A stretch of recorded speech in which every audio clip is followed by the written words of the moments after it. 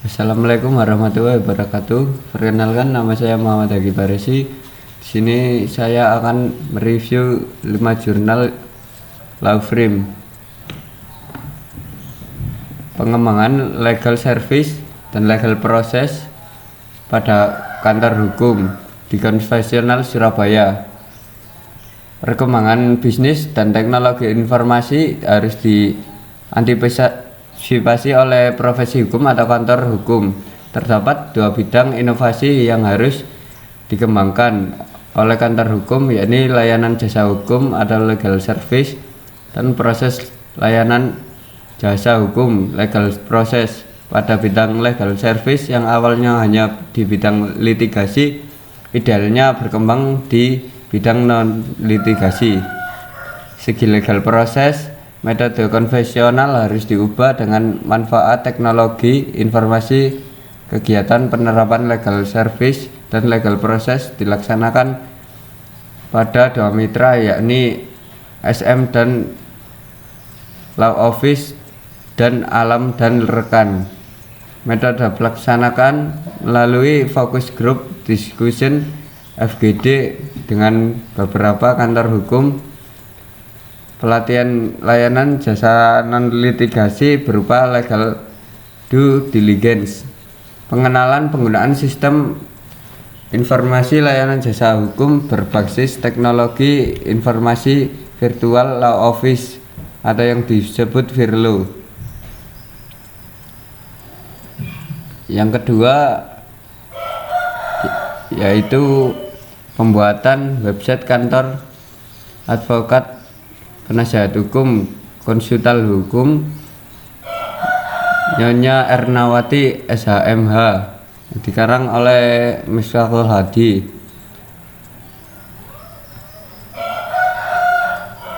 Kantor advokat adalah jasa pelayanan di bidang hukum dengan senantiasa mengembangkan budaya dan etos kerja firma yang disiplin, ikhlas dan jujur.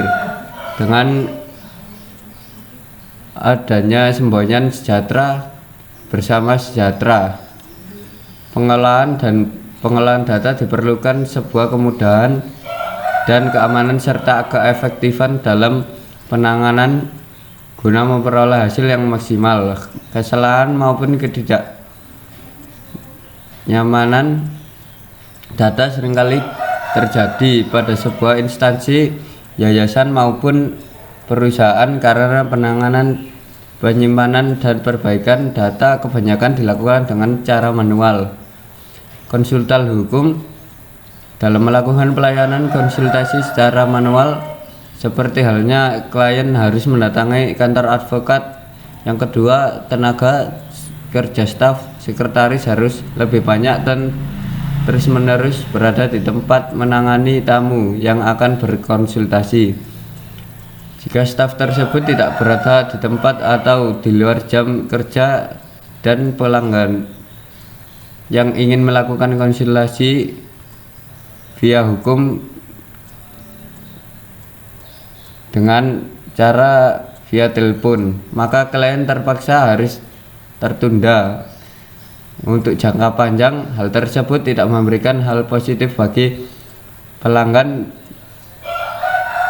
dan tidak menguntungkan bagi pihak kantor.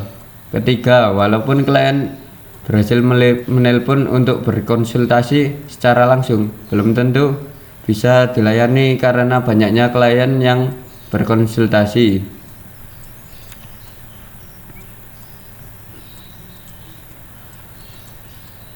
Yang kedua adalah review tentang pengembangan aplikasi e-court pada kantor hukum di Surabaya, karya Budi Erdarto, Dani Teguh Wibowo, Erimeta.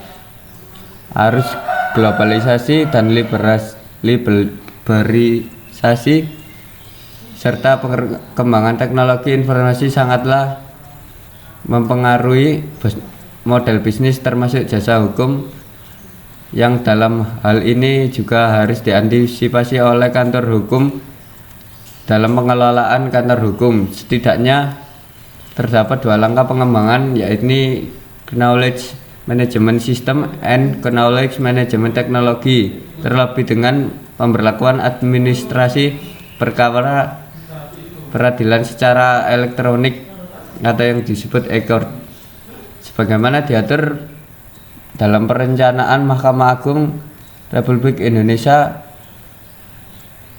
nomor 3 tahun 2018. Menurut setiap kantor hukum untuk mengembang sistem e-court, tujuan dari program pengabdian kepada masyarakat ini adalah mengembangkan dan menerapkan aplikasi e-court dua kantor, yakni SMB Law Office dan Kuku Parnomo and Partner sebagai mitra. Metode yang digunakan ini adalah mengidentifikasi kepemilikan serta penguasaan mitra yang akan dijalankannya. Yang keempat yaitu peran strategis manajemen sumber daya manusia kantor hukum Laurensis Arliman Simbolon dan Partners dalam peningkatan daya saing di Kota Padang. Sebagai salah satu pilar fungsi perusahaan, manajemen sumber daya manusia dalam perusahaan menerapkan aset yang paling berharga, optimalisasi hasil pencapaian perusahaan akan sangat didukung oleh peningkatan peran para manajer fungsional yang terlibat dalam pengelolaan sumber daya manusia.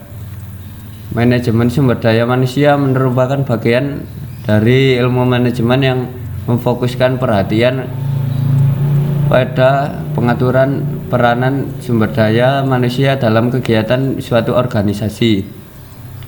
Dalam mencapai tujuannya, tentu suatu organisasi memerlukan sumber daya manusia sebagai pengelolaan sistem agar sistem ini berjalan dengan baik. Pengelolaannya harus memperhatikan aspek penting pelatihan, pengembangan, motivasi, dan aspek-aspek lainnya.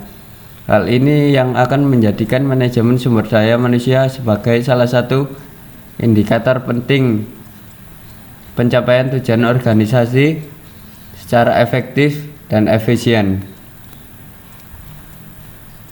Yang kelima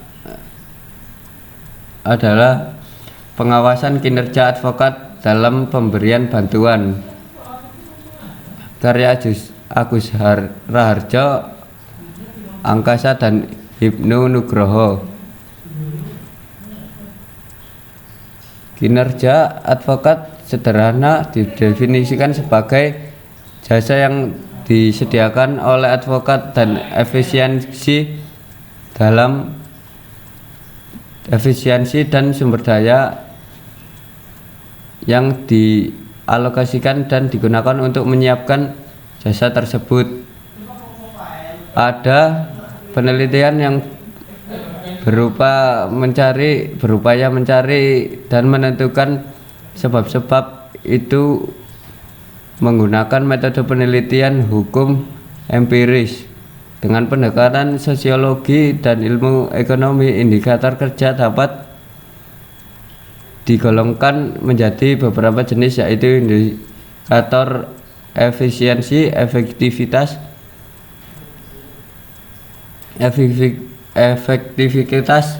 biaya, dan dampak